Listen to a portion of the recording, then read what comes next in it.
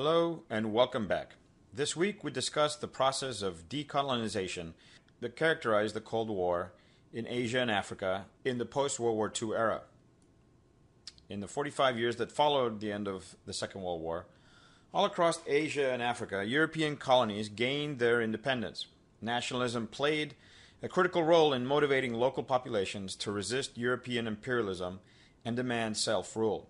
Ironically, though, the nationalist ideas that had driven Europeans to conquer the Asian and African continents in the 19th century would lead to their exit from these continents in the 20th century.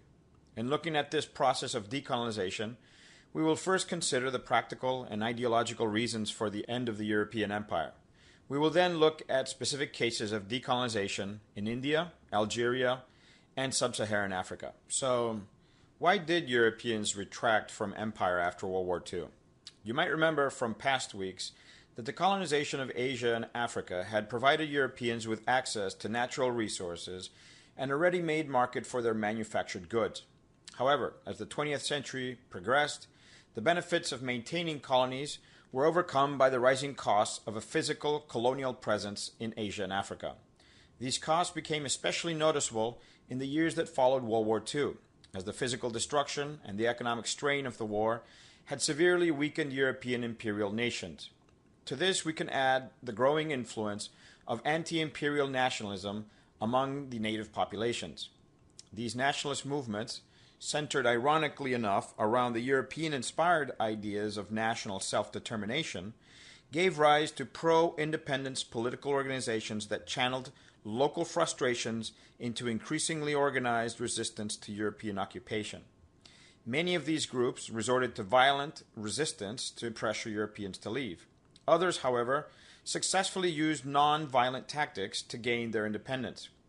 Although Europeans would retreat from empire, they would not give up their influence in Asia and Africa completely.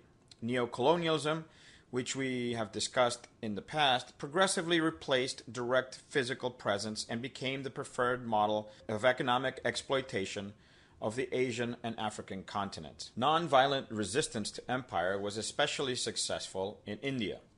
Mohandas Gandhi led the effort of the Indian National Congress to resist British control of India. You can see Gandhi in the left picture.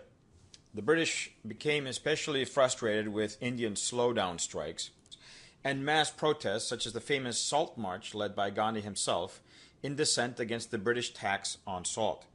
In 1947, the newly elected Labour Party in Britain finally granted self-rule to India. However, Gandhi's vision of a united Indian nation would not be fulfilled as frictions grew between the Hindu majority and the Muslim minority. Muslim leaders, such as Muhammad Ali Jinnah, the man in the middle picture, demanded the establishment of a separate Muslim nation.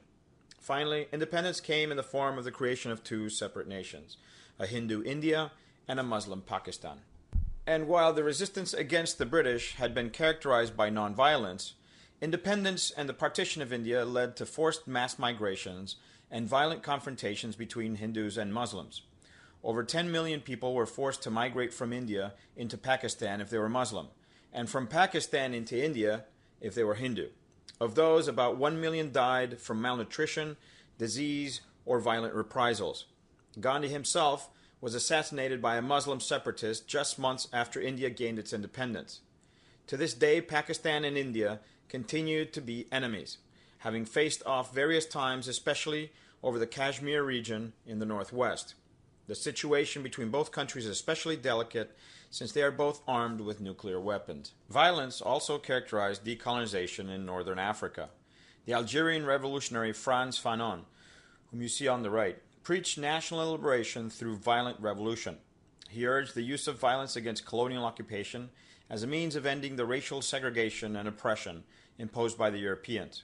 His ideas influenced the creation in 1954 of the Algerian National Liberation Front, or FLN, which used guerrilla tactics to fight against the French colonial army. The War of Independence lasted until 1962, when the French finally left Algeria, but not before claiming hundreds of thousands of Algerian and French lives. Independence movements in sub-Saharan Africa were characterized by strong African nationalism, often funneled into a sense of negritude, which means blackness in French. This pride in African traditions and culture inspired independence agitation throughout Africa, both violent and nonviolent. Between 1957 and 1980, most African colonies gained independence, creating many new nations that had never before existed, but which carried pre-colonial names such as Ghana, Zambia, and Zimbabwe.